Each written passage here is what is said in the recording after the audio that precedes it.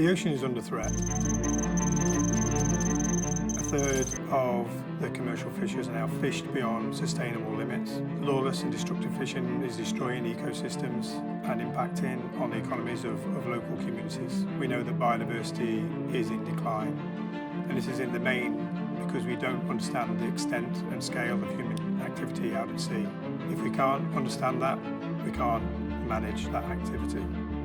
Global Fishing Watch believes that vessel tracking is fundamental to any good ocean governance and a sustainable future for our ocean.